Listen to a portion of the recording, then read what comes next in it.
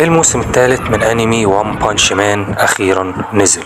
الموسم ده فيه جزء كبير جدا بيتكلم على تطور شخصية جارو، ازاي ان هو مبيش بيستسلم وبيفضل يقاوم وماشي ورا معتقداته بطريقة راسخة ان انا عايز ابقى وحش وانا مش مهتم بجمعية الوحوش ولا بجمعية الابطال، انا مهتم بالحاجة اللي انا معتقد بيها وبس. طب شخصية جارو انا شايف ان الحبكة بتاعتها مش احسن حاجة خالص. دلوقتي هو بيقول ان هو عايز يبقى وحش وعشان الوحش ده بتبقى كل الناس ضده ومش عارف ايه. طب يا سيدي عرفنا ان انت عايز تبقى وحش، فين بقى الحاجات اللي انت مؤمن بيها؟ يعني هو عايز يبقى وحش بس مش عايز يبقى شرير. يعني كان في طفل كده برضو في الموسم الثالث هيظهر بشكل كبير ان هو جاره بيساعده وبينقذه وهو مش عايز الطفل ده يموت، لكن في نفس الوقت هو عايز يبقى رمز الخوف ورمز القهر ويبقى مرعب للابطال والحاجات دي. فشخصيته انا شايف ان هي مش متزنة خالص كتابيا، وشايف بعيدا عن الحاجة اللي الناس كلها بتحب شخصية جارو. ممكن واحد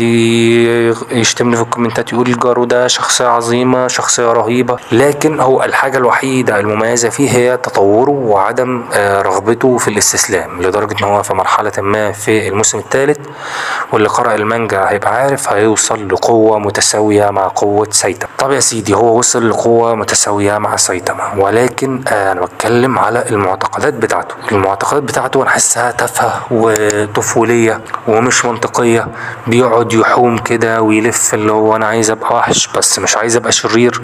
الوحش والاصول الشخصية الشريرة بتاعتنا ما بيفرقش معاه ان هو يأذي الناس، انما ده لا، عايز ينقذ الناس عادي وعنده شخصية جانحة كده شوية، لكن هو مش شرير. يعني انت لما تشوف جاره كده هو مش شخصية اكشلي، يعني هو مش شخصية شريرة. فلا، انت لما تيجي تهدى كده هو كان كل اللي هو محتاجه ان واحد بس يضربه على دماغه ويقعد يتكلم معاه ويشرب معاه كوباية شاي وكان هيبقى زي الفل. انما جارو لا، انا شايفه كتابيا وحش وشايف الشخصيه دي وحشه جدا، ويعني اللي مخليني بالي على الشخصيه بتاعته القوه، انما غير كده اول ما يجي يتكلم على الفلسفه بقى بتاعته انا مش بربع جنيه مش شاريه. لو انت قول لي وجهه نظرك في شخصيه جارو في الكومنتات.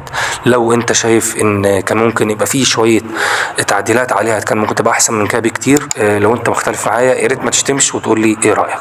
يلا، سلام عليكم.